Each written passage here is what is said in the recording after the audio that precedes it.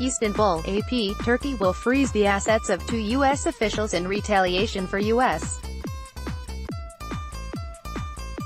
sanctions against Turkey's Justice and Interior Ministers over the detention of an American pastor, Turkey's president said Saturday in a move that appeared more symbolic than practical. Speaking in Ankara, President Recep Tayyip Erdogan said Turkey had been patient since the U.S. Treasury sanctions were imposed Wednesday, but ordered authorities to freeze the assets of America's Justice and Interior Ministers in Turkey, if there are any. It is unclear who that would affect due to differing cabinet roles in the United States than in Turkey, or if the U.S. officials even have any holdings in Turkey. Turkey's Interior Minister Süleyman Soylu and Justice Minister Abdülhamit Gül mocked the sanctions against them this week, saying they have no assets in the U.S. but the deteriorating Turkish-American relations sent the value of Turkey's national currency, the lira, tumbling. Erdogan called the sanctions serious disrespect toward Turkey, and accused the U.S.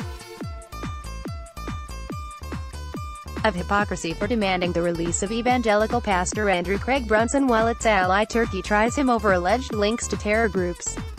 Brunson, who has lived in Turkey for decades, was jailed in December 2016 and is now under home detention. He is facing a 35-year sentence if convicted of the charges of committing crimes on behalf of terror groups without being a member, and espionage. Top U.S. officials, including President Donald Trump and Vice President Mike Pence, have said there's no evidence against Brunson and demanded his release. Despite the announcement of sanctions, Erdogan called for a return to the two countries' partnership. "We think there is no problem we cannot solve with the American administration," he said, urging Trump's government to drop its hot-tempered attitude and return to its good sense. Bilateral conflicts include the arrests of U.S. citizens as well as local consular staff, U.S.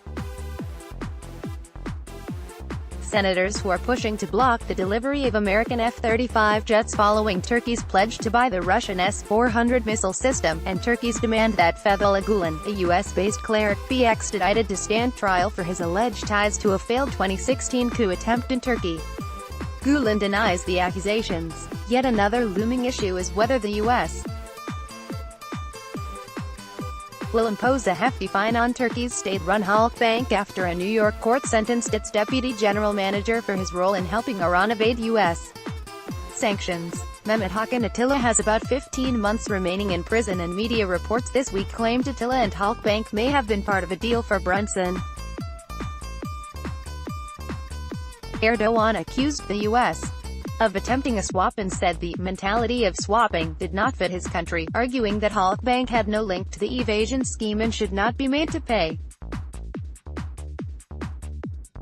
Erdogan, however, had once suggested a trade between Pastor Brunson and cleric Gulen. "We do not want to be part of a lose-lose game."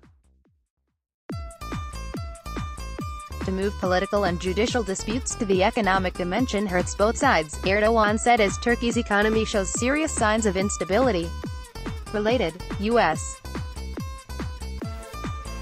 distaste for Turkish leader Erdogan may have reached tipping point. Turkey is undergoing a radical shift from pluralism to Islamic populism. Erdogan wins Turkish elections, but opposition has yet to concede. Do you have information you want to share with HuffPost? Here's how. Download